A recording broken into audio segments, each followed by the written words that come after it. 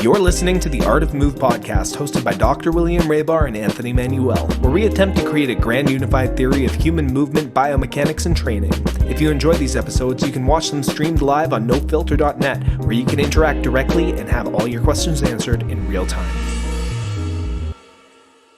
Ladies and gentlemen, welcome back to episode 99 of the Art of Move podcast with myself, Anthony Manuel, my good friend, Dr. William Raybar, fresh back from Mexico. We are both in the Canadian Rockies, still trying to find the grand unified theory of human movement, biomechanics, and how to live and exist in a human body, navigating with a human consciousness. We are overdue for a conversation. It's been a while since we've done an episode. I've really missed them.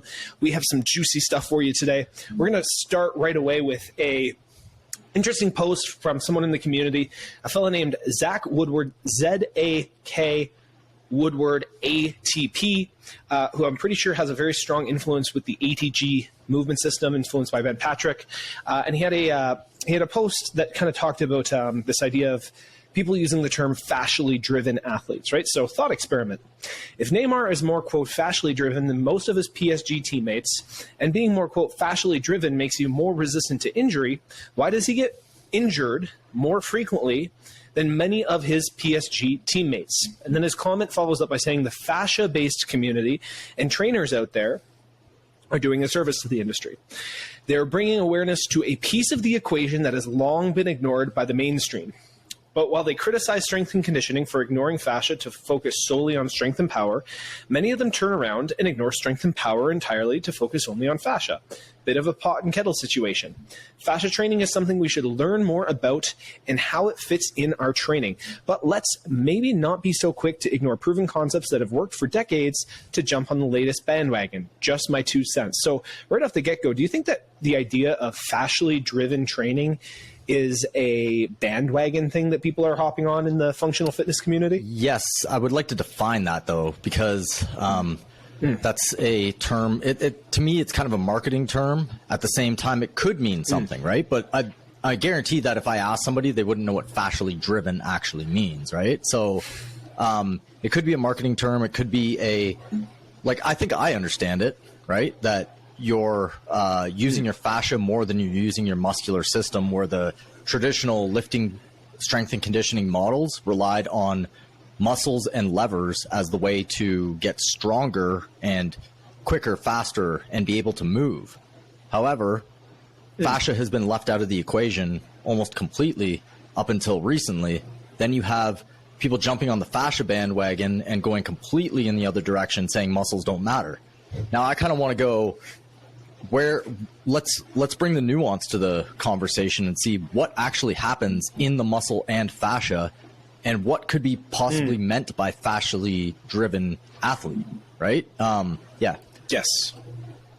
So I'd like to start by having that clear definition of maybe a strength and muscle driven athlete versus a fascially driven athlete. My own definition off the top of my head is a muscular driven athlete is focused on, like you said, that development of muscular force output. You're basically creating a neurological adaptation to recruit more motor units to produce more force through progressive strength training, right? So you're using movements like squats, like deadlifts, like whatever strength movement that you want to do, progressively overloading, so that you can contract your muscles harder, faster, and be more explosive. And so that's like the conventional model of strength and conditioning is you get stronger, and then you condition yourself so that you can sustain that strength longer. So it's a strength and a work capacity, strength and conditioning thing. Fascially driven to me means that you understand that the connective tissue, the fascia, the sort of not necessarily just the muscle fibers and the muscle tissues and the motor units in terms of like the nerves and everything. These are all essential components, but it's actually the connective tissue, the innervated connective tissue that has viscoelastic properties, visco referring to like fluid, elastic, rebounding and snappy and bouncy, that allows you to take advantage of forces that don't require you to squeeze your muscle, to contract your muscle. So if you're taking advantage of an elastic force, you don't have to contract your muscle because it's a form of more free energy. And so a fascially driven athlete is someone who has maybe not as strong of like a contractile force in terms of a raw number on a squat, but their ability to react in terms of their elastic potential and their ability to rebound and their ability to be snappy and poppy. That's why you see like the Maasai tribes that are like bouncing like freaking 5 feet off the ground, and they're bean poles, right? They're skinny, small dudes that have like this explosive power off the ground and can jump like as high as any, basketball dunking super athlete. You would say that they're fascially driven, and just because they don't have huge muscles, it doesn't mean that they're not going to have a ton of power in the expression of their physicality. So that's how I define the two things, right? It's sort of like motor units, muscular adaptations, neuromuscular adaptations versus, maintaining the viscoelastic properties and efficiency of the connective tissue and the mechanics of your movement. So those are my two definitions. If I wanted to put it in one word, fascia is elastic recoil or elasticity, and muscle is concentric levers and muscle to tendon. Okay, so it's the traditional model. The traditional model is there's lever system. You have a bicep. It goes from your humerus down to your radius, right? Or your forearm up to your shoulder, and it contracts and it brings the arm up, right? And we strengthen that bicep, and then once it gets strong, you can bring it into an application, and you will be stronger in that application, right? There's never a fascia conversation there. Fascia wasn't even in the mix in that conversation of lever system. And that's because it was brought to you by cadaver science, right? Like cadaver, I dissect, I can physically see if I dissect the muscle attach here in the shoulder and attach here in the forearm. I see them come closer. I can like physically pull them, and they come closer. Therefore, it's true. But I had to dissect it like that too, right? Which ironically is the counter argument against fascia, like Tom Myers, where it's like, oh, he just dissected the fascia the way he wanted to. It's like, well, we're doing that for muscles too, right? So I don't know exactly where I was going with that one, but that's just a nuance to it. There was never fascia in the conversation. In fact, I took 3 years of cadaver anatomy, and I can tell you right across the board, and anybody who thinks I'm wrong can come at me with this, is that fascia was just thrown away. It wasn't an important system. It's just connective tissue. It doesn't have a role. Let's not even look at it. So when someone says, where's the study? It's like, well, we didn't study it. So, I mean, like, but we can deduce its properties, and it has been done by guys like Robert Schleip. Oh man, there's a lot of them. Anyway, but there's a fascia community out there who dissects fascia, who looks at the cells, who looks at the properties, and deduces what the fascia can do according to the properties, and we know it's there. Like, it's not something that is guesswork. It is there. It is sitting on top of the muscles. It is overlying the muscles at a cellular level. So it's like a fractal system. I was actually going to pull something out. Just talk for a second, and I'll and expand on that. Yeah, for sure. I want to talk, and so this idea of like fascia being an integral part of the connective tissue in between muscle tissues, this is sometimes extrapolated, and basically what I'm trying to say right now is that like this idea of fascia, even though it's not studied very well, we can still deduce its properties. We still acknowledge that it has a role, and then some people take that and run with it, right? And so when Zach here is saying, he actually calls out a fascia-based community of trainers, right? Like there's a fascia-based community. Now there's a difference between the fascia-based community that is doing dissections and studying the properties of fascia.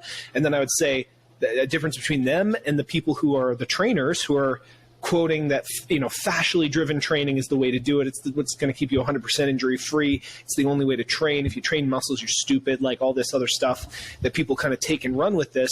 When we said the idea of, being quote, fascially driven thing, you actually had a really good follow-up comment about how the term fascially driven is sort of a marketing term, right? To a degree, every human being is fascially driven to an extent because every muscle in our system is, intertwined with fascia in a particular context, right? So I'll actually just read your comment. Fascially driven is a term used by a specific person, but I would say analyzing elasticity versus muscular force in a sliding scale with various movements, forces is more appropriate as a question or a topic. Everyone is, quote, fascially driven to an extent because everyone has fascia. So the term really has no specific meaning. So it could probably just be dismissed as a marketing term. On the flip side, there is a lack of specificity or regard to fascia in its role within movement and force, and is outright dismissed by many who believe lever systems via muscles and tendons are the main contributors to movements. That's a pretty good way to sum up kind of like where we're coming from here. What did you just pull out I have a model here of what the fascia actually is, okay? So pretend my arm is a actual muscle bundle. So let's say bicep, okay? On top of the bicep, if I put this netting over, okay, and dress it up like that, that is going to be almost what the fascia is. And you got to get the visual on this one because I'm putting basic netting over my arm, and that's simulating the fascia going, the muscle inside the fascia, okay? Now, this could be a bigger muscle. This could be my quad. This could be my bicep. It could be my forearm, what you're seeing here underneath the skin, right? This is how it would sit inside the fascia. Let's say I got more jacked, bigger muscles, right? This would stretch out. The fascia would stretch out and become more tense and more tight at the, like over top of the muscle, right? So that's one way that you can kind of play with fascia, right? Now, some people naturally have tighter fascia. Could have to do with hydration, could have to do with training. Some people have looser fascia. Some people have more elastic fascia. That's the way I want to do it. I want to get more elastic fascia throughout my life because that is the sign. Every young person has elastic fascia. Every elderly person has plastic fascia, meaning it becomes more plastic, right? It doesn't have as much bounce. So I don't want to lose this as I age. This is the key to me being fascially driven. That's how I would define it, as somebody who, well, not completely, but part of it is being elastic. Now, I digress. Back. This is a fascia over top of a muscle, but if I take a whole muscle bundle, and this is spaghetti here, and I show you the spaghetti like this, okay? Imagine each of those spaghettis is wrapped individually like my arm is, or like my arm was. It's also encased in fascia, okay? So that each one of these spaghettis encased in fascia individually becomes one big bundle of fascia over top, and all that is force transferred over into a movement. Do you get what I'm saying there? Yeah, I definitely get what you're saying. Yep. It is massively important, but seen almost nowhere. So I'm on the side of it's been ignored almost completely, and we need to bring it into the conversation of training. Now, Zach's follow-up comment really highlighted one of the issues with that. Do you mind pulling up or reading it? Yeah, for sure. So his response to you, right, was, I would love to talk about that. That's the challenge, is that it's nebulous and hard to measure. It's not who's fascia driven and who's not. It's to what degree. Then how much do we want them to be? Is it different for different athletes, different sports? There's lots of nuance to unpack that people on both sides, pro or con, tend to ignore. That's a great series of questions there, right? Like, the fact that he's bringing it up is great to begin with, right? Because it is, like, the word nebulous, I'm not exactly sure of the definition, but to me it's like something that's cloudy, that's vague. It's vagary. Right? So vague and hard to measure. Yeah. So it is vague in the fact that not a lot of people know about it, but you got to go and seek the information because it's new. So that might be why it's vague, right? Like, we know the properties of it. There's just not a lot of research, like double-blind, placebo-controlled studies done on it. It's hard to do because it's a living tissue, right? In a cadaver, it kind of dies out and shrinks right away, dehydrates right away. So you're not even getting the real fascia. To me, it's like an electric suit over, like a leotard over your body that's electric, but I digress. It is nebulous because it's hard, it's vague, not a lot of people know about it, and hard to measure. To me, I don't really care about measurements that much.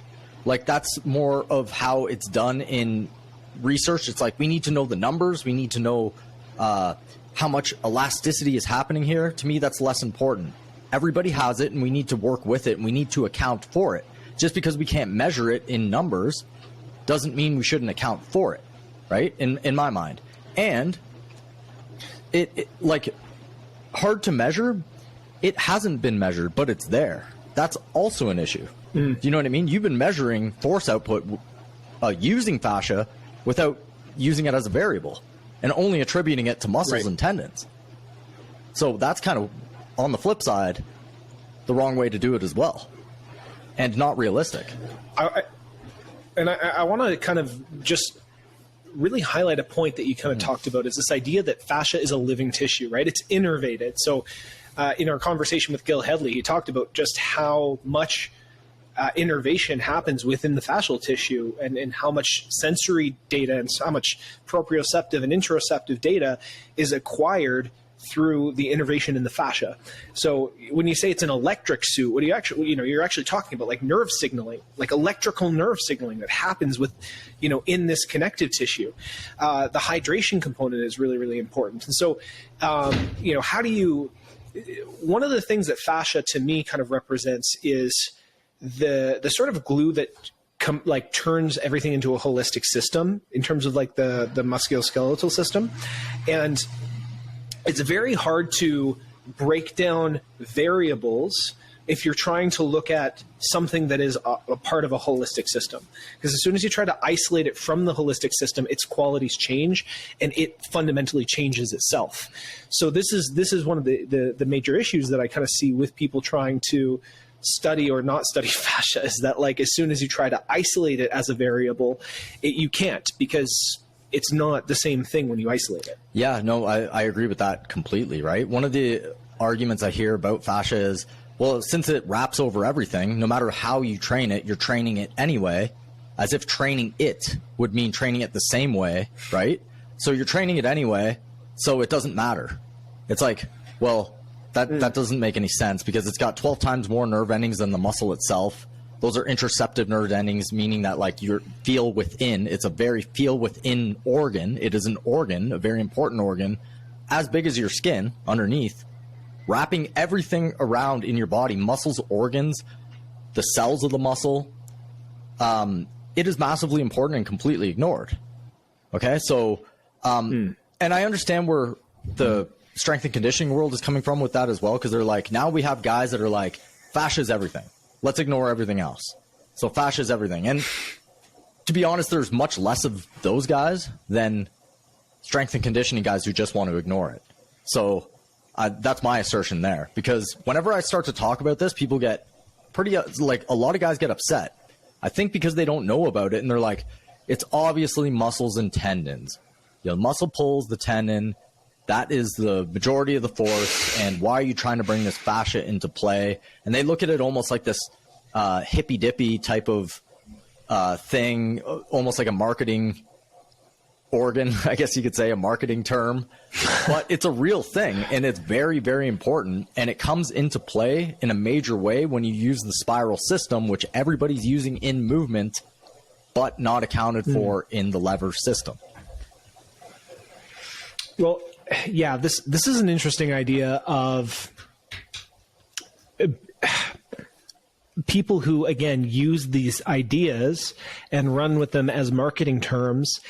That ends up hurting the discussion, because like if you can't substantiate some of your claims, and it's one thing to acknowledge, it's like, there's not a lot of research on this, right? There's not a ton of objective data, because it's very hard to gather objective data on something of this nature. However, we're able to observe these qualities, and we're also able to observe that like different training stimulus affects the different qualities.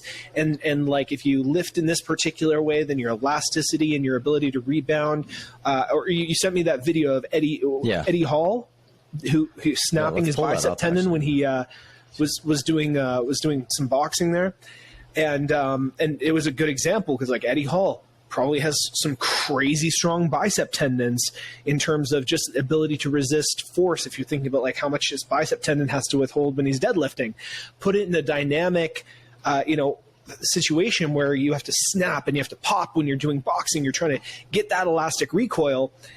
He snapped his bicep tendon, right? Like he had that issue. So different training stimulus is going to create a different quality within the tissue. It's going to make specific adaptations to the imposed demands that you put on your body. So your fascia will adapt to have different qualities. We know this, right? Even though we don't have objective data of like, okay, well, we look at the fascia here, you do this, it behaves this way. If people were intellectually honest about that part, I think the conversation might be able to go in different places. It's more when people are like, everything is fascia.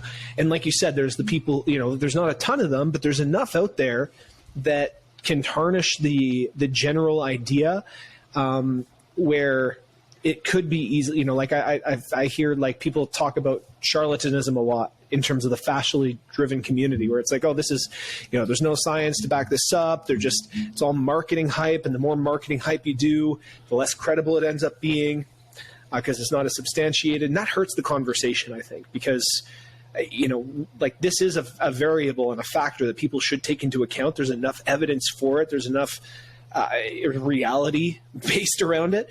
So I think, people like, who take this and run with it as a marketing concept, they're almost being used as a scapegoat for ignoring this variable altogether. The fact of the matter is, it's not being studied formally in academia in a, double-blind research, placebo-controlled study in biomechanics, as far as I know, anyway. And if it is, I'd be very surprised, because people kind of love going after it. So I haven't found any evidence on that front, but I have found more evidence with the actual mechanical properties of it. And who's to say you can't deduce how something's going to work from its mechanical properties?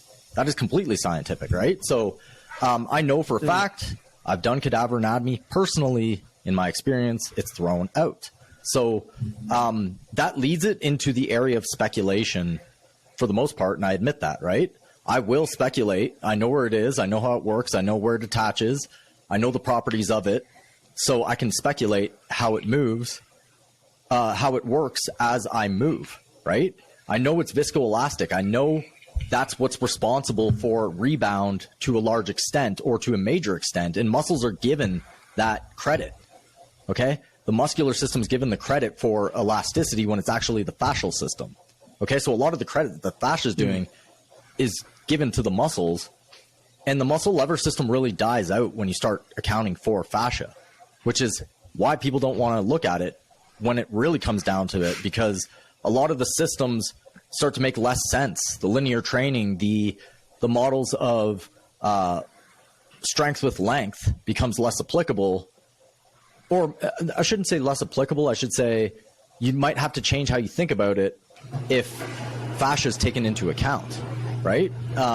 It's not just pull the muscle and lengthen it out and, the muscle tendon model, where it's like pull it enough, you're going to start working the tendon. The tendon's where all the juice is, and that's it, right? No matter what, the muscles are all encased in fascia. It has to be taken into account. You have to take it into account in training if you want to hit the next level. It's reality. It's like the muscle models, like, let me pull up a couple things here. I'm going to pull up, actually, can you take it for a second? I'm just going to pull a couple things up. Yeah, I mean, I also want to talk about this idea of dismissing the strength and conditioning thing altogether. We've talked squats and deadlifts, and we've talked about some of the pitfalls of conventional training on many of our episodes. But in terms of, the point that Zach made about people throwing away conventional strength and conditioning that has been shown to work in certain scenarios, where improving power output has helped people feel better or more athletic within a training context to a degree, right? It's like, I really like his idea of saying, it's like, yeah, obviously fascia matters. We want to just basically ask, how fascially driven do we actually want someone? Like, how much do we want to run with this, take this and run with it? How much should we just completely throw out strength and conditioning to become our best selves, right? Or our most athletic selves? And, it's like, is there like, I like Naughty's term that he uses when he talks about different training stimuluses of negative externalities, right? So it's like, what are the benefits versus the negative externalities of certain training procedures? Can you, do certain weightlifting maneuvers while reducing the amount of negative externalities? A guy like Devin Brown, One of a Kind Fitness, would say, yeah, I've adapted the squat, I've adapted the deadlift to be more biomechanically consistent with how the joints move and operate and fire in sequence during the locomotive pattern and during these natural patterns. So you're able to develop reactive strength, you're able to develop power output, you're able to develop all these qualities of improved performance without the negative externalities of creating movement compensations, or a situation where maybe your muscles are firing not in the same sequence that they should be in that spiraling dynamic that happens during a locomotive pattern, for example. Maybe you can maintain like elastic qualities, right? And that's why, you know, he's also doing like these partial reps where it's sort of that bouncing, bounding, reactive strength. That is a skill in itself as well. So these are all interesting questions, and I think when people get really excited, and I did this too when we first started the podcast, we got into GOTA. I stopped weightlifting. I stopped doing everything, and I still don't squat. I still don't deadlift. I'll do some like one-of-a-kind fitness deadlifts once in a while, throw in some stuff here and there, and I do some gymnastics because I enjoy gymnastics, like calisthenics, and like I've mentioned in other episodes, you still see 80 and 90-year-old men who can, do pull-ups and dips and stuff, and it seems like it benefits them, right? So I look at what elders do in terms of the sustainability of different practices. But how much do you need to like throw all of that away and just be like, I want to have that elasticity. I want to bounce. I want to be like viscoelastic 100% of the time. And if I lift weights, if I do anything, any strength stuff, it's gonna make me less elastic and less athletic. How true is that? You'd have to go variable by variable there, right? Like, I do a lot of bounce training. Like most of my, I guess call it plyometrics, whatever you want. Plyometrics is fascial training for the most part, right? It's just another word for it. It's fascial, tendon. The classical model of muscle lever would say it's tendon training. What's it called? Not stretch reflex. Anyway, tendon training. We're using the bounce in it, right? And again, fascia is not accounted for there. It's also working the fascia, right? So let's take a look at a video here that I just pulled up, and we can talk about, kind of like lead into what you just said there. Let me share the entire screen. Share. Okay. So this is the hip physio. And take a look at, can you see my screen? Okay. Yeah, we can see that so now. Take a look at the strongest muscle in the strongest hip flexor. We're looking at the main hip flexor of the joint. Look at that string pull the femur. Now, this is the lever system. Do you really think that's happening in real life? Do you really think that little string is pulling the whole femur up and that's what's doing the work? Well, obviously not. Of course not. But where's the fascia accounted for? Because the fascia is doing the vast majority of the work. And when your hip is backwards in the run, it's behind you now. What's recoiling it is not the hip flexor. It is the fascia from the whole system. You know how I showed you the wrapping around my forearm there? Imagine the fascia wrapping around your whole leg and all the way down to your foot, mind you, and in between your cells and muscle bundles, and that's what's recoiling you to a large degree. That is fascially driven, okay? That's a perfect example of being fascially driven. Now, this is, I think if anybody looked at this, they'd be like, okay, that's not happening by just seeing this small string pull, right? But then, again, fascia is not accounted for.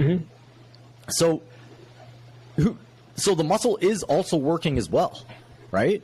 Like, it is happening. The muscle is pulling. But to me, it's a starting and stopping and coordination tool. Or I shouldn't say tool, but its role is more starting, stopping, and coordination in movement. Okay, so what I mean by that is, let's say your leg flies back, okay, during a run. And it's about to swing forward. Now, the fascia is going to recoil whether you like it or not. If you're running full speed and you try to stop yourself, okay, it doesn't matter if you try to fire your muscle or not. It's not conscious. It's going to come back forward. And that is the fascia recoiling in an elastic way to bring your leg back forward. Now, if I looked at an ECG machine like the... do you want to just stop sharing your screen real quick, too? So if I looked at an ECG machine and see the electrical conductivity, it would shoot up, right? For my hip flexor, the muscle you just saw. So that has been extrapolated, in my opinion, to mean that we should train the hip flexor because it fires at that point and strengthen it. But it's not firing because we're consciously firing it. It's firing it because it's a control mechanism to help catapult the fascia. And that's reality. That's what it like. That is what is happening. It is subconscious. You're not going to consciously do it. The more you stay still, the more muscles become dominant. The faster you go, the more fascia is going to become dominant. Okay? And I am also I also am talking about starting and stopping. Remember the debate we had? Muscular people can run the 40, and then after that, it starts to go down a little bit. Like the curve would probably go down. This is what I'm extrapolating. Why? Why can muscular people, like a bodybuilder, explode, but then die off? And you see this everywhere. If they try to box, if they try to do martial arts, if they try to do anything like well-known in CrossFit, you can't be too bulky. It's because it's a high metabolic load, one, but two, you become more muscular dominant. You become more concentrically dominant, and you start to be less dominant with the elastic recoil. I should say the elastic recoil of your fascia. Now, to add a caveat to that, it could be neurological as well. Like if I'm always training concentric, let's say biceps, right? I got big biceps right here, sexy boy biceps, okay? And they're really big. And I go back to throw a ball, and my arm can't extend all the way. That might be my nervous system just being like, whoa, you haven't been there for a while, and you're not training that way. You got to stay in a shorter range because your nervous system always wants safety, right? So with that said, I'm also going to share a screen here, and we'll go to, sorry about that, I should be quicker with this. It's all good. Eddie Hall sparring. So Eddie Hall is one of the biggest strongmen in the world, right? And he started boxing, and look at him. He's throwing haymakers here, and he tears his his left bicep throwing a hook. Okay? That's what I would kind of guess would happen, you know? Because you're never expressing that whip-like motion. And look at, he's like freaking out right now. He just tore his bicep. Okay, so now he has to use his fascia in a whip-like manner, which he almost never does. And it's likely one of the major contributing factors to tearing his bicep, right? Because he... did I stop sharing there? I did. Yeah. So one of the major contributing factors to him tearing his bicep would be the fact that he didn't use it like a whip. He used it like a concentric motion. He's used to holding in tight.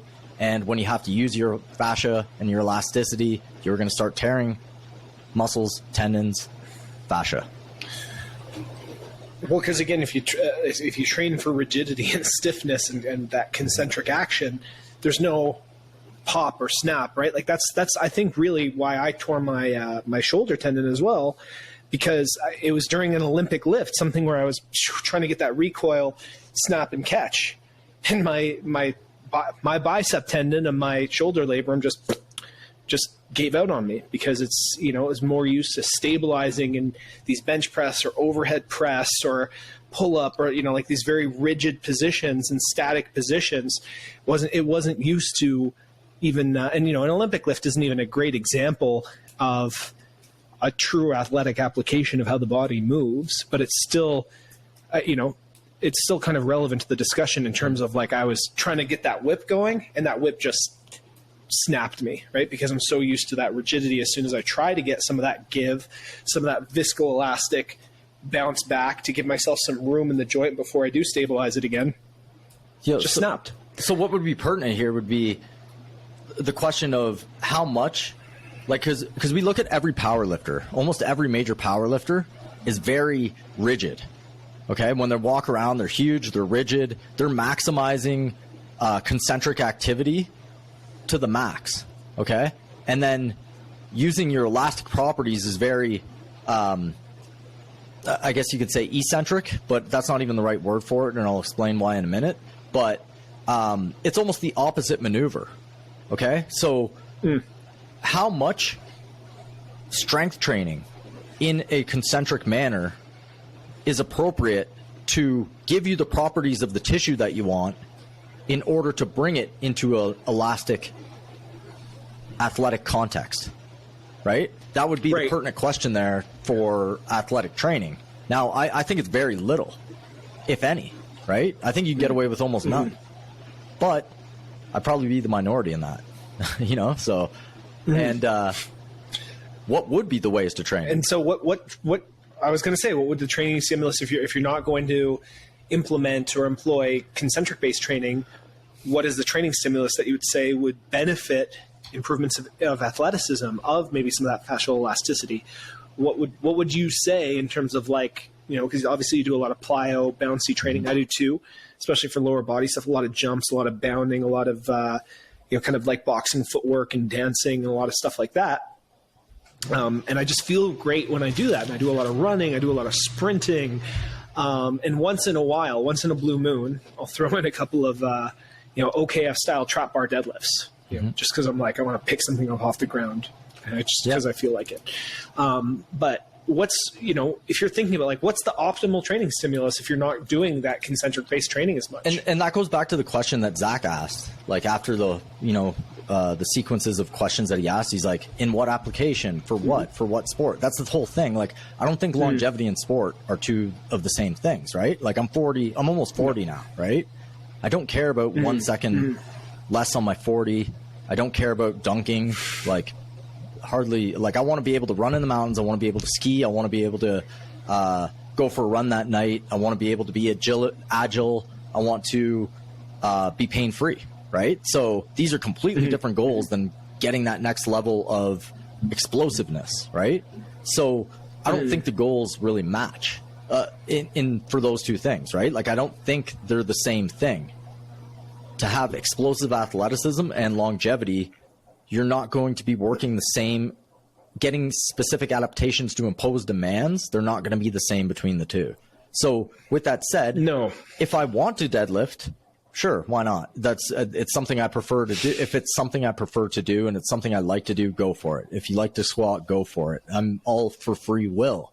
But if you want to adapt and you don't care so much about hypertrophy or the muscular system, the aesthetics of the muscle, then going towards more bounding based exercises, to me, is a smart idea. Now, that has to be progressed intelligently. Okay. I do it with inertia waves at the end range, almost like ATG, but end range training, right? And that'll be my muscle stimulus training. And then I go and do movements. Okay. So, like, real life action movements. And that's basically the way I do it in terms of tissue training. Now, if I wanted to add in bicep curls, I could and get my biceps bigger. Again, the question would be, how much can I actually do without adapting the opposite way of what I want to? Yeah, and that Venn diagram of performance and longevity is fascinating to me, because I think that part of longevity is performance to a degree, right? There comes a point of diminishing returns where you have to trade off your health for athletic performance. But I think that also, like, health is, like, performance is health to a certain degree. I really do believe that, you know, like, as long as you're not exceeding the point where you're hitting a lot of negative externalities on other parts of the holistic system, then, you know, there's a certain point of, like, I would say that if you're in your 90s and you're still able to run, that's a form of performance, and that is longevity to me. Like, that just, you know, it's like, longevity doesn't just mean it's like, oh, you know, you can move and you don't have a lot of pain. It's like, how much can you do for how long, you know? And so I think that's the Venn diagram is fascinating to me, because, you know, I don't see a lot of, I've never seen a video of an 80-year-old doing an Olympic lift. But I've seen videos of 80-year-olds going for runs. I've seen videos of 80-year-olds doing calisthenics in the park and doing muscle ups and these flag poles and these different things. And, you know, still being able to do this stuff and still being able to, like, reach for things. And so it's like, that element, that's also why I kind of moved, like, even though it's more muscular based training, like a lot of my upper body training, a lot of my movement practice outside of just my gait stuff and my functional fitness, a lot of the move med stuff that I'm doing, I just like playing on the gymnastics rings because it's fun, it's mentally stimulating, and it's creative as well. And so it's like, I feel like there's a lot of like mental stimulation that goes with that beyond just the lift up and down. It's why I'm starting to dance a lot more too. It's why I started to, run on trails and like force myself to focus on the ice and the rocks. And like, there's more variety of stimulus and an element of creativity and problem solving that kind of comes with that beyond just like pick up, put down.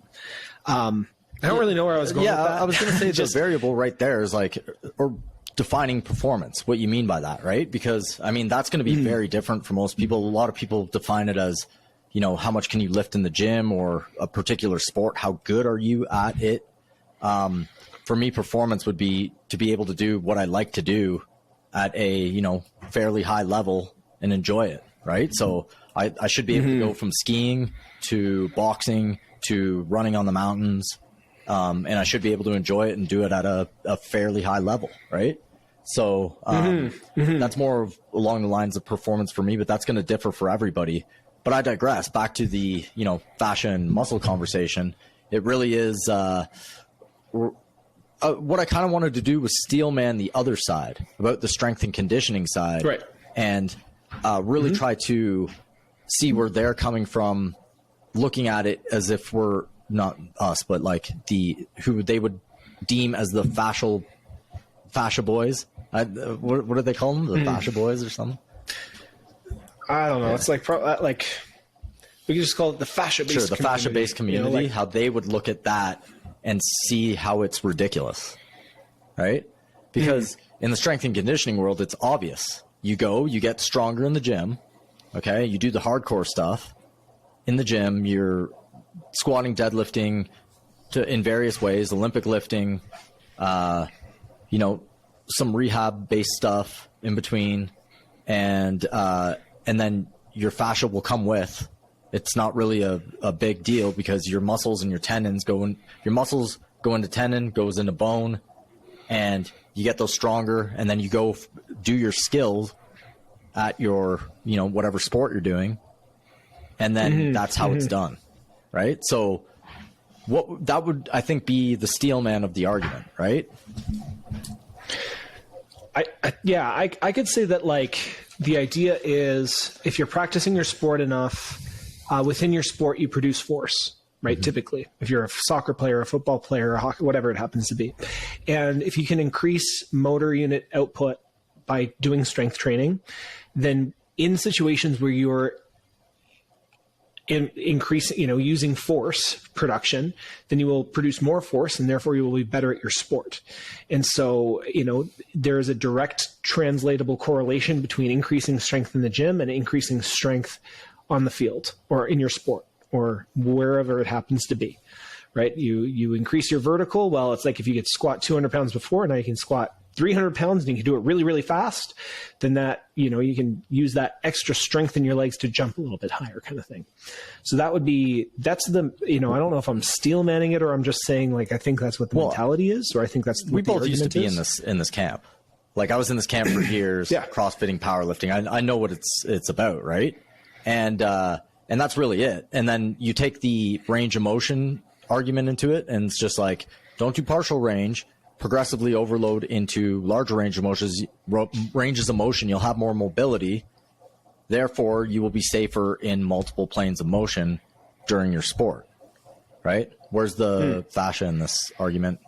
It just comes along for the ride, really. Well, and I think, the interesting thing about long range training, and I was thinking about this the other day, is that, you can train to a certain range in these, slow eccentrics or even isometrics. But when it comes to, say, throwing, right? If you throw, you're extending farther than if you were doing a loaded stretch.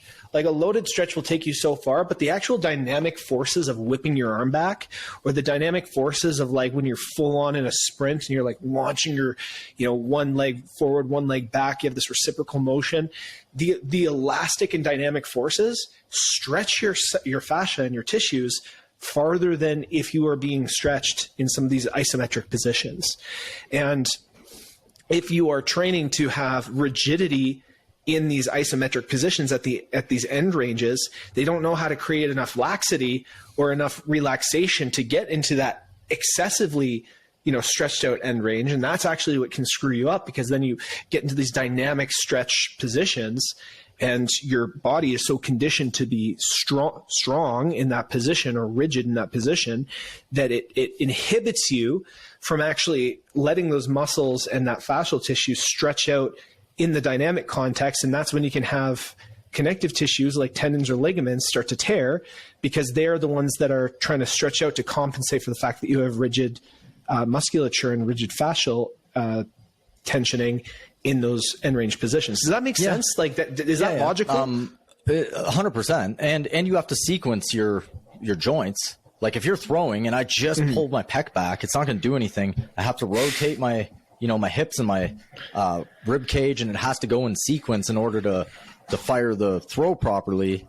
And it also, in order to keep your, tissues safe, right? But if you're only going one at a time, and you're going, okay, if I stretch my pec to the max and I can max that pec stretch out, yeah, you may be doing some stretching there, but you've never taught your body how to sequence it. And people would say, well, that's the sport. Well, like 1% of people play sports. What about longevity? The people who are 40 years old, right? Like they don't do sports. So like that's why it's a different question, right? Like between longevity for people who are like 40. And I know this because I work with patients, right? Like, not a lot of people play sports. Even people who played sports when they were young forget about a lot of stuff. Like they're not, if you stop doing things for like 10 years, your body forgets it to a large degree, right? And becomes rigid. And it's just not applicable to people who are older trying to restart their journey back towards healthy tissue, right? So, and athleticism. So that kind of takes the question, or like begs the question. It's like, if you're doing all your strength work in the gym and you're doing your skill work in your sport, but you don't play a sport, where are you getting your skill work? Right? Where are you getting it? Yeah. Like from the sport. Yeah, but if you don't play a sport, like most people, where are you getting your skill work? Yeah. Exactly, right? You're just so like that is always brought up to me. It's like skills are for sports, strength is for the gym. Right. And it's just like, okay, well, I mean, you're only doing one piece of the puzzle if you're only doing the strength work, if you're older and you don't have a sport. And most sports are very limited in the movement capacity. They're all different. You're specializing in it. So you're doing skills for one particular movement, even if you're playing a sport, or sorry, one particular sport, even if you're playing a sport. So is there a blueprint towards movement that is applicable in many different sports? And that's where like, the go to blueprint thing comes in. And it's like, okay, yeah, there is. There's and I don't even want to call it go to blueprints, human blueprint. It's like, is there a way that humans move in a spiral fashion? Can you deduce it in slow motion? It's obvious you can, right? Whether you want to, like, we can argue about the exercises to get there, and whether you even can get there, we can have that argument. But is there a blueprint to movement? I think absolutely there is. And that's also denied within the system, or within the strength and conditioning world. It's arbitrary. The highest orders it's interesting. Acknowledge this. Well, because people within the strength and conditioning industry would not argue that there is better quality and worse quality movement. But at the same time, I would say that, it's like people correct squat form and deadlift form and lifting form all the time. And it's usually, in that context, maybe you could say it's like, oh, well, it's better or worse form based on muscle activation, or better on force output, or based on these ECG measures that we have for how much muscle firing is going on, right? So you could say, well, maybe they do that. But, I think that the idea that there's better movement quality and worse movement quality means that there's a right way to move and a wrong way to move, ultimately. Or if you want to avoid right and wrong, as in terms of, because like only a Sith speaks in absolutes, right? You don't want to. You can talk about relativity a little bit more. You can say that there are more and less efficient ways to move, more like appropriate and healthful ways to move, and more damaging and inefficient ways to move, where it jars your system. And you know, if you're admitting that there's a spectrum, then you're admitting that there's a good side of the spectrum and a less desirable side of the spectrum. And just even admitting that is hard for a lot of people, even though the language that they use and the suppositions that they make pre-assumes that. It's very interesting what you're saying here. Like, to me, it comes down to, is there a blueprint for movement? Is there a guiding star to go to for human movement that is applicable amongst all humans? I think, yes, there is. It's spiral in nature. Okay. We can show that on slow motion specifically, but I think, you know, a lot of systems do that. Like Goda does it the best in terms of like showing it in slow motion, right? A lot of people are like, oh, their movement practitioners never show it. It's like, you're not following them because they do show it a lot, right? So to me, you can argue about the ankle bone stuff all you want if you want to throw that away.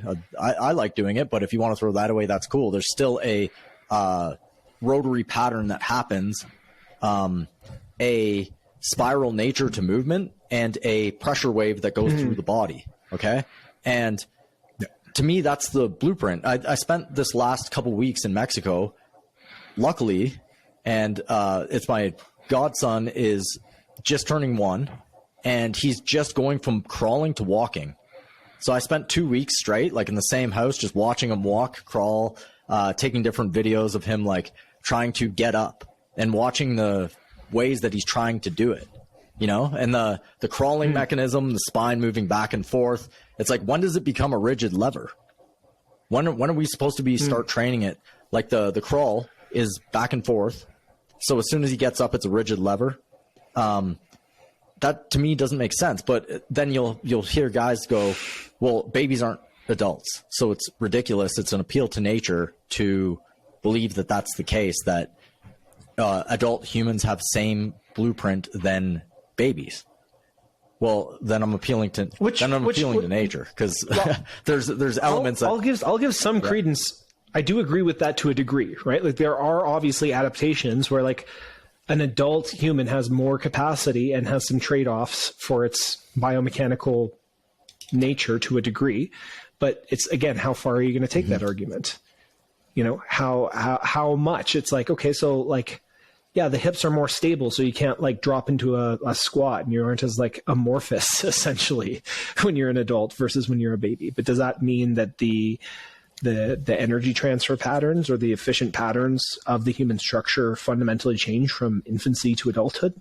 Not necessarily. Well, I heard Adam Meekins make the argument. He's like, well, the morphology, look at this study. The morphology says that human adults and babies have different morphologies, right? Obviously. But when you look at cultures who always squat, you have a lot more people squatting at 90 years old than, you know, a Westerner who, like, you take the average 30-year-old, can't even get halfway down, you know, like most of the people in our niche are like, step out of our niche for a second and go walk around public.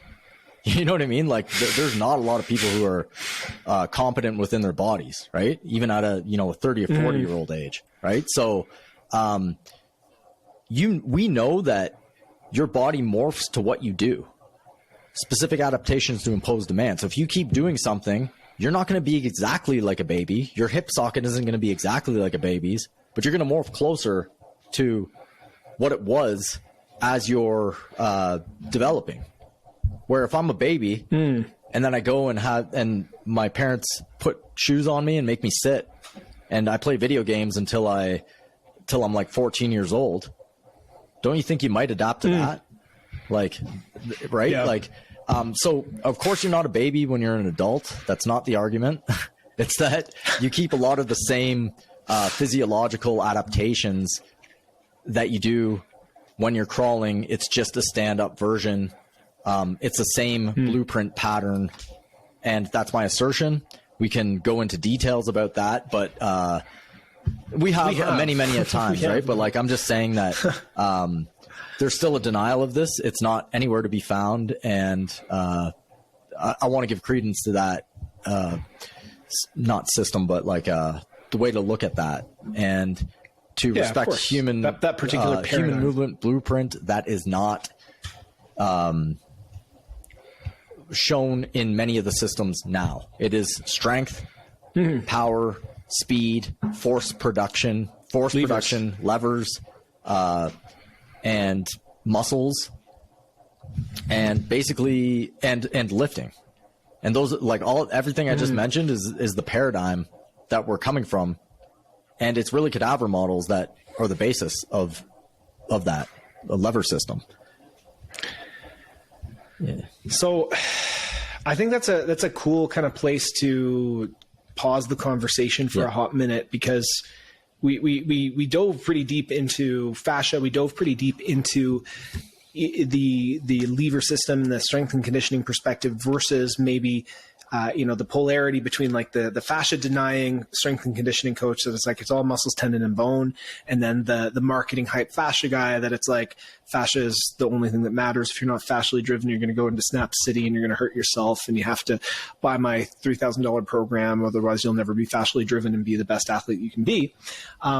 And I think, talking about just acknowledging this living tissue, that was like the big thing that stood out to me was it's like, oh yeah, this is something that when you try to isolate it from the rest of the system, because it is something that holds the system together, it no longer is the same thing. It does not contain the same properties. This innervated electric, hydrated, viscoelastic living tissue is very hard to study and understand because if you try to isolate it as a variable, the sum is greater than the whole is greater than the sum of its parts, right? And so if you try to part out fascia, you lose what it fundamentally is when you try to study it. So that's what makes it very, very difficult to actually understand.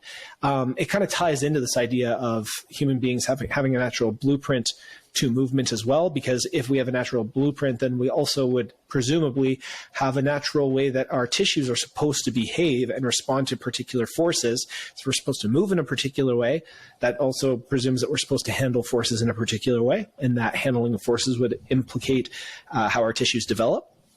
And so I think that's a cool overall summary. How I'd like to close out this episode 99 before we, we're so close to our centennial episode. We got three quick, just little requests. Maybe we can do like a little rapid fire round from each side. I asked if anyone wanted to have certain topics, and maybe we'll dive into like a little bit deeper on these down the line. Do whole episodes about aspects of these. But I have three things just real quick that people ask us questions on, and I love answering audience questions. So favorite biomechanics training parallels with life lessons.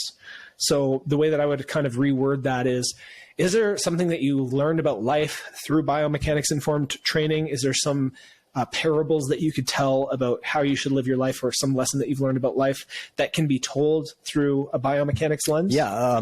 Oh man, this one's tough, eh? Like, I guess we're in the applied biomechanics realm. Okay, it's not the mathematical biomechanics realm. It's a new paradigm, really. Like what we're proposing is a new paradigm. It's a new way of looking at the first principles. So I learned a lot about going back to learning where your original thoughts come from.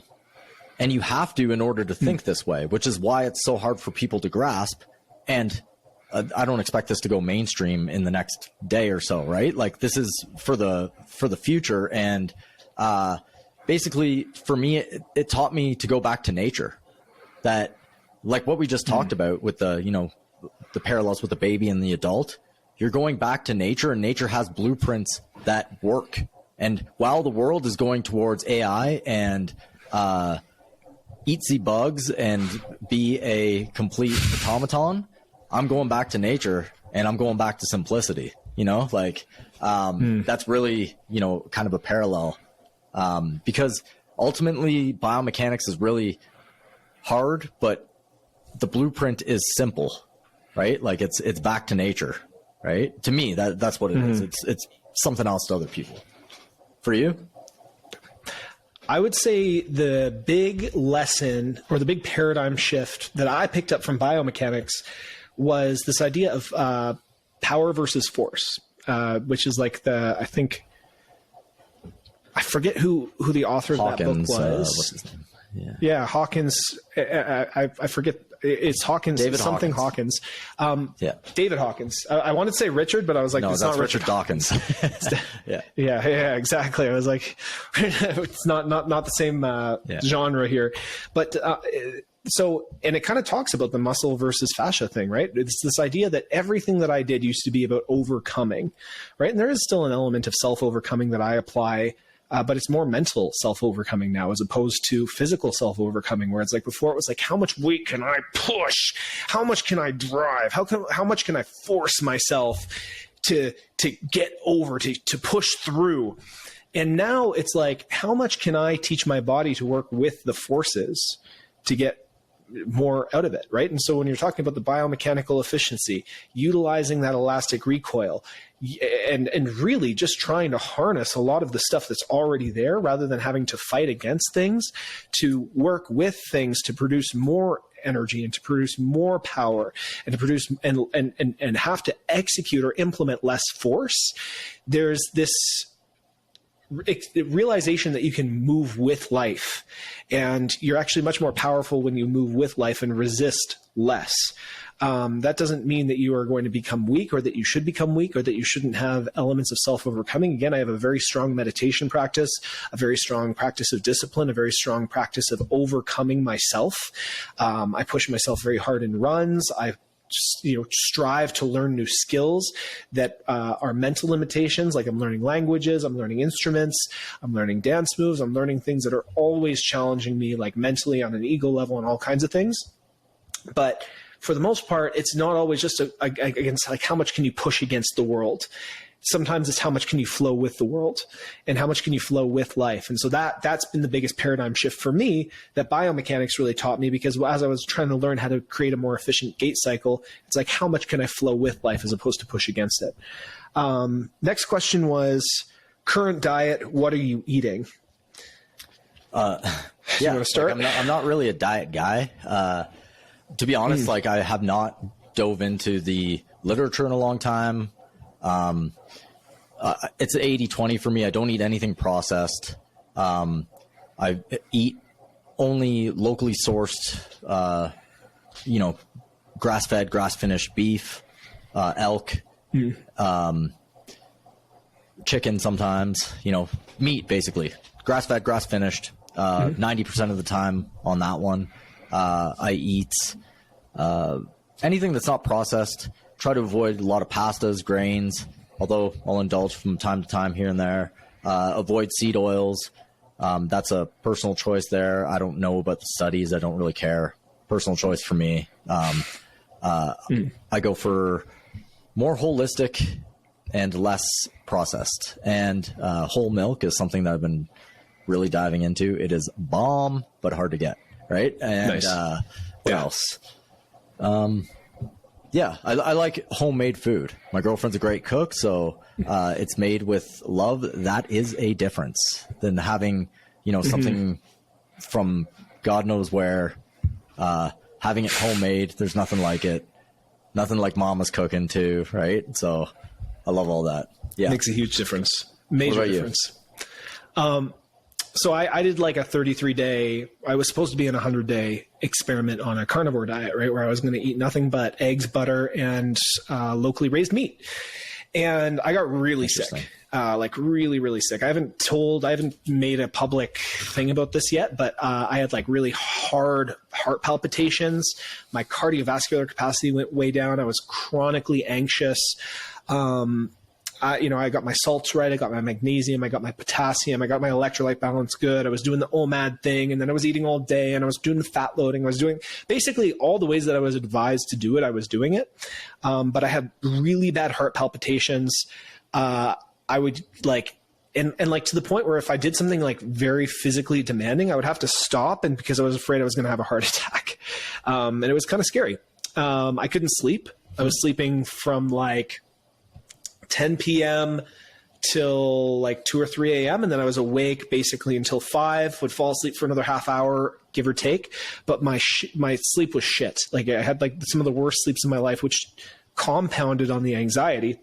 So finally I was like, man, I got to stop. Like this is ridiculous. Like my system is not agreeing with this. I can't, I already did this with veganism where I was like, oh, but the studies told me that veganism is good. Now it's like, oh, but the YouTube doctors told me that this is good. I didn't feel good. So I stopped doing it. And that was, so right now what I'm currently consuming is almost the exact opposite. I'm eating an extremely low fat diet. Mostly of like Greek yogurt, fruit, some maple syrup, honey, some sugars, rice, potatoes, a lot of bone broth too, like tons and tons of bone broth. And that's basically all I'm eating right now. Once every couple of weeks, I'll go eat whatever the fuck I want. So I had like some croissants from like a local bakery that a friend gave me. I had, a few slices of pizza and a glass of wine. But like for the most part, it's like, good hydration, very, very low fat foods, high carbohydrates, high sugar. And then I'm taking a big whack of supplements for my liver right now, and I can get into that later. There's a really cool Instagram account called Clearly. I think it's CLRLLY. And he has a liver detox protocol. I think I actually developed hypervitaminosis A. I'm actually getting all my blood results. I'm getting like all my blood results back from the carnivore diet soon here. But my speculation is eating some liver, eating like a dozen or more eggs a day, super, super high in vitamin A. And then eating so much beef, my ferritin levels, my iron levels are probably super, super sky high. And then I probably had some sort of hypervitaminosis A from excessive liver and egg consumption. So again, trying to get my mineral balance back. I probably had some excessive copper from eating all that liver. And I was eating like dry desiccated liver and liver chips. I really fucking hate liver in every other form. In general, I just hate liver. I think it's disgusting. And more recently, the more I study it, I'm like, I don't actually think it's that healthy for people to eat.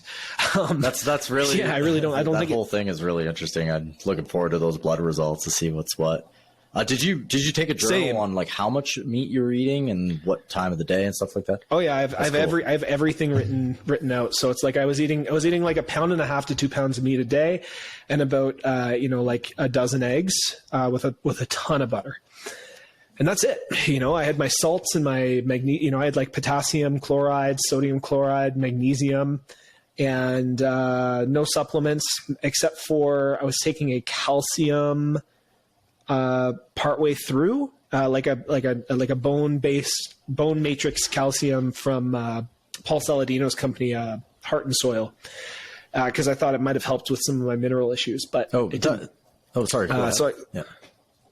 I was just going to say I felt fucked the entire time. And so I stopped doing it because I felt so fucked. Yeah, that reminds me just to add on to it. I drink mostly spring water, and that's from a source here. I haven't filled up because I just got back from vacation, but usually spring water from the side of the mountain here. Use a charcoal filter. For supplements, it's all mushrooms, reishi, chaga, cordyceps, lion's mane, and turkey tail. I mix those in, switch them up every 3 days. Some shilajit and chlorella, and that's my supplement game. Nice. Clear water, good water with mushrooms, basically, and some magic once in a while. That's basically it. Yeah. Mm-hmm. Yeah, that's always fun. And actually, this is interesting because psilocybin is associated with neurogeneration as well. So like you can take certain doses and it actually helps de novo neurogenesis. I don't know if that's the actual term, but brain cell growth. Magic mushrooms. You don't have to trip. You don't have to trip super, super hard on them. But like if you take like a macro dose, I think it basically interferes with the function of your corpus callosum, so there's more cross brain action happening. And then if you take it even in smaller doses, you can actually have better neurogenesis. Cool. Yeah, essentially better brain growth. So last topic of very, very non-specific, just more of a statement, just flow state. Can we speak on flow state? So I'm going to actually just give some context. What do you think flow state is, and how do you personally access it? Ooh. Yeah, flow state is when everything's just going in slow motion. You're just winning completely. You're in the moment, everything's in slow motion, and you're able to access a state that you normally can't access, and you're really, really in the moment enjoying it. So for me, I think you have to earn this. Like, I think the same person asked me a question. It's like, should being in flow state be a goal? I don't think so much, because like for me, flow state comes when I'm skiing, but I've been skiing since I was 3 years old. I think I've earned it. I've done like probably 1,000 days skiing. I can hit big mountains, like runs that, you know, most people can't access. And, you know, once every 3 or 4 times I go, I feel like I'll be in a flow state where you just can't lose. You're hitting things, like you're flying off things. It's like, wow, this is incredible. I can't believe I can even do this, you know? So it's like, is it a goal to get to? Probably not, because you have to put so much time into something. And I think it happens, other than that, almost by accident. I don't know. That's just my opinion on that, right? So flow state to me is basically when you're not there, right? Like you, as in like the ego self, the one that is kind of modulating and trying to nitpick and precognize everything that you do, is not there anymore. And your non-intellectual faculties take a back seat and allow you to be so present to the moment and so present to the task that, like you said, you experience extremely beautiful levels of performance. I get into flow states when we're on these podcasts for sometimes, and that's not like a high skill thing necessarily.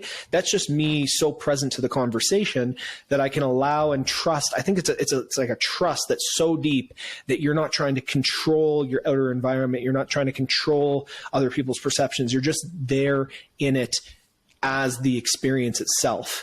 And what you're talking about when you have to earn it, right? Like I think about guitar playing for me, I can go on stage at any given time and play with, you know, various different bands of different genres and just show up and start playing. And I'm not there the entire 3 hours that I'm playing because I've put so much effort. Like the amount of time that I spent hyper focusing and paying so granular attention to my scales, to the sounds, to the speed of picking, to all these different technical aspects. It's basically when you pay so much attention that you don't have to pay attention anymore. When you can do something almost like automatically, and because the ego intellectual mind that works so much slower than some of the subconscious parts of your brain gets out of the way, you're able to access these zones of genius that you would never be able to access if you're just trying to like neurotically control every variable in your environment. So that's my experience of flow state. It's like you're not there.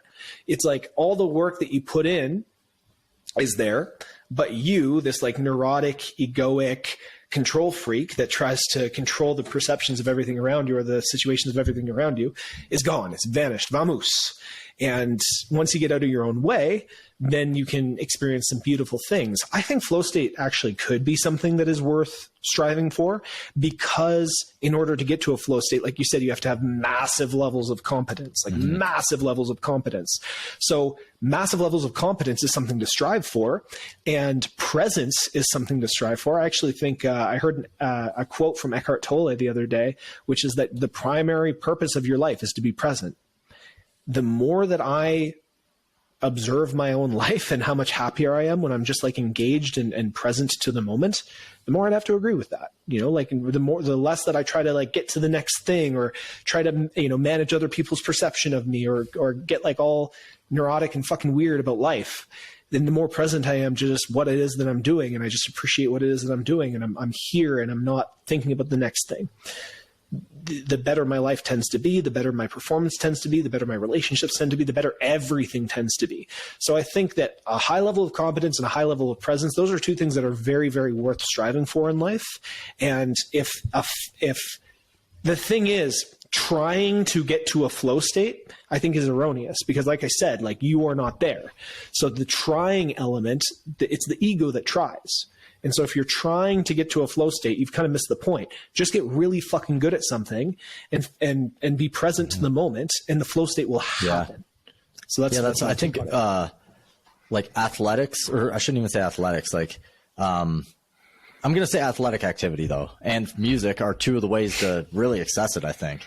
Like for skiing, I'm already in, some of the most beautiful mountainous areas. It's already epic. Like your mind is blown with what you're seeing, right? Like it's bigger than you can imagine, right?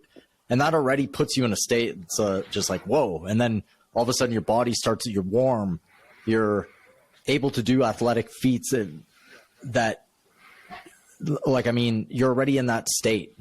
You're almost there, right? And combine that with the massive amount of time put into something, it becomes super easy to do. And that's where I've always wondered, and I don't know how to put this, like, is it worth it just for my energy levels to always just ski, to drop everything else and just go skiing? You know what I mean? To like give up $400 or $500 from work and just go skiing for the day, right? Like, you know, like sometimes I'm thinking, you know what, if I do this 5 times in a row and I get in a flow state every, like, you know, 3 or 4 of those times, what is the energy in my body? What is it doing to the spirit and energy of my body? Like, and how long am I going to be able to access that flow state from that activity? Right. So I don't know. It's a good question. Right. So. I think so. And on that note, let's wrap this up, and we'll get more. I'd love to do a whole flow state conversation, because this is something that is very fascinating to me. It's something that I'm experiencing in deeper ways as I've dove into a very specific type of meditation practice in the last couple of weeks. Like, my life has completely and totally changed, and I'd love to talk more about that. But for the time being, guys, this is episode 99. We are trying to work out a really cool guest for episode 100, and we'll keep you posted on that. We might not be patient enough. We might just like do episode 100 because we don't want to wait for the guest to show up, but we do have a cool guest lined up. And if you're listening on YouTube, please subscribe to the channel. If you're listening on Spotify, go leave us a review. We always really appreciate it. You can follow me at anthony.manuel, Manuele, on Instagram. You can follow Will at The Art of Move. And if you guys want to hear certain topics, you want to hop on for a conversation with us, you want to chat, you like the conversations, you disagree with stuff, we're always open to constructive criticism. We're also open to being told that we're wrong, as long as the arguments are well formed and logical and coherent, right? So let us know where you disagree with us. Let us know where you agree with us. We're always happy to have conversations. And thank you for listening to The Art of Move, guys. This is episode 99. We'll catch you on the next one.